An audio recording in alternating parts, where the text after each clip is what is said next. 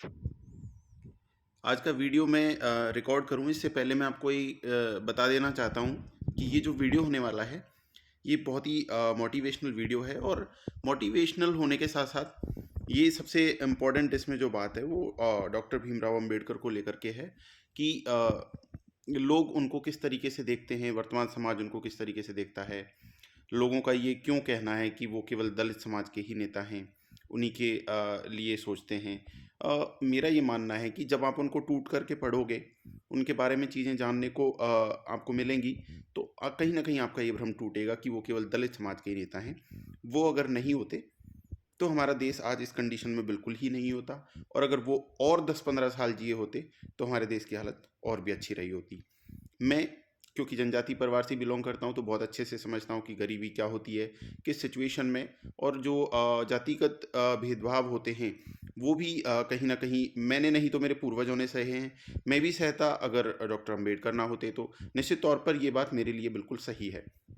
मेरे और भी भाई होंगे जिनके लिए बात सही होगी, लेकिन उनके बारे में मैं आपको कुछ एक दो ऐसे फैक्ट बताऊंगा कि आप उनके बारे में जो सोचते हैं उससे थोड़ा अलग सोचेंगे, या मेरा ऐसा मानना है कि मुझे बताना भी चाहिए। जब आप फॉरेन में जाओगे, फॉरेन में मान लो आप अमेरिका में चले जाइए, आप ब्रिटेन में चले जाइए, आप रेस्ट ऑफ द कंट्री किसी भी कंट्री में चले जाइए, तो आपको आप कहीं भी स्टडी से रिलेटेड अगर इंस्टीट्यूट में जाएंगे तो आपको डॉक्टर भीमराव अंबेडकर की प्रतिमा वहाँ पर जरूर मिलेगी। वो हमारा देश नहीं है, लेकिन वो उनके अध्ययन संस्थानों में इनकी प्रतिमा लगाते हैं क्योंकि ये वहाँ के छात्र रहे हैं और छात्र बहुत ब्रिलियंट रहे हैं। तो उनका भी मानना है कि ये व्यक्तित्व कोई छोटा मोटा व्यक्तित्व नहीं रहा है, ये बहुत बड़े व्यक्तित्व के धनी रहे हैं।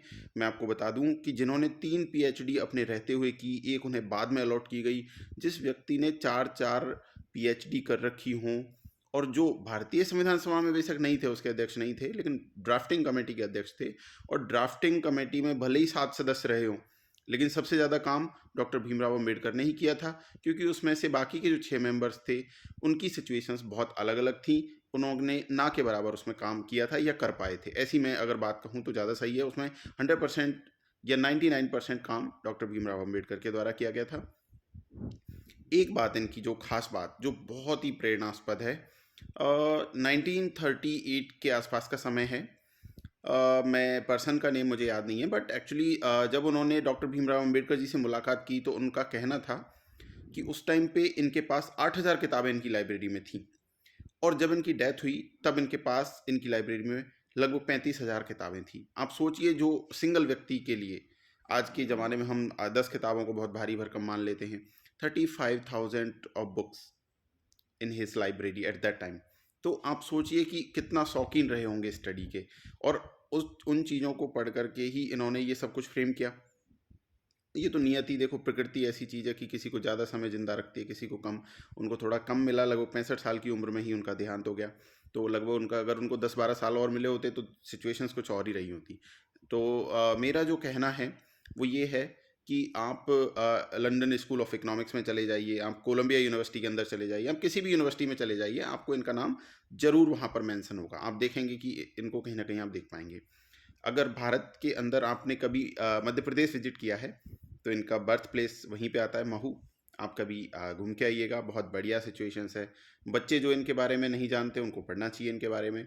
ऑब्वियसली अगर ये नहीं होते तो दलितों की सिचुएशंस बहुत ज़्यादा ख़राब होती, क्योंकि देखो शोषित रहे हैं पहले से ही, इसमें कोई दो राहें नहीं है। लेकिन क्यों इनके होने की वजह से आज उनकी जो पीढ़ियाँ आ रही हैं वो कहीं ना कहीं पढ़ लिख करके एक अलग मुकाम हासिल कर रही हैं। आज क्योंकि त्यौहार का टाइम भी है, कोई नहीं सुनता ऐसे वीडियो को, मुझे पता है, लेकिन एक टीचर होने के नाते मुझे बताना बेहद अच्छा लगता है। कम लोग सुनते हैं या ये कह सकते हैं, हो सकता है एक दो इंटरेस्ट रखते हूँ। तो बहुत सारी ऐसी बातें हैं जो डॉक्टर अंबेडकर की जीवन से रिलेटेड हैं। जब आप उनको पढ़ोगे, उनके बारे में जानोगे, तो आपको बहुत अच्छा लगेगा। हर कोई महान व्यक्तित्व जिसका नाम आज लिया जाता है, उसने लाइफ में ऐसा कोई ना कोई काम तो किया होता है जिसकी वजह से उसको जाना जाए।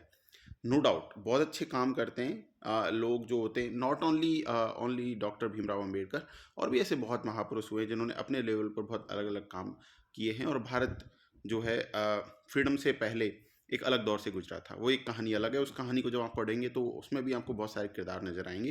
तो आजकल मेरा आपको ये कहना है कि 26 नवंबर आएगा, आप सभी कॉन्स्टिट्यूशन डे मनाएंगे, संविधान दिवस मनाएंगे, तो उस दिन मेरा ये ज़्यादा से ज़्यादा मानना है कि आप उन बातों से रूबरू करवाइए लोगों को, बच्चों को सिखाइए, जो स्टूडेंट्स हैं उनको बताइए कि आखिरकार संविधान दिवस जो है, कॉन्स्टिट्यूशन है क्या, कॉन्स्टिट्यूशन के अंदर जो चीज़ें हैं वो क्यों डाली गई हैं। और उसमें भी एक बात बता देता हूँ मैं कॉन्स्टिट्यूशन में भी, कि वहाँ जब आप आपके जो राइट्स की बात करते हैं, जो फंडामेंटल राइट्स की बात करते हैं, उसमें सबसे पहले फंडामेंटल राइट्स है किसका, किसका बताइए आप?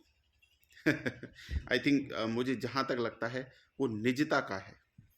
तो इसका मतलब किसी की भी प्राइवेसी को आप खराब नहीं कर सकते। निजता का अधिकार जो है ना आपका, ये सबसे पहले नंबर पे डाला गया उधर। तो स्वतंत्रता उसके बाद है, लेकिन किसी की निजी ज़िंदगी में आपको ताक झांक नहीं करनी है।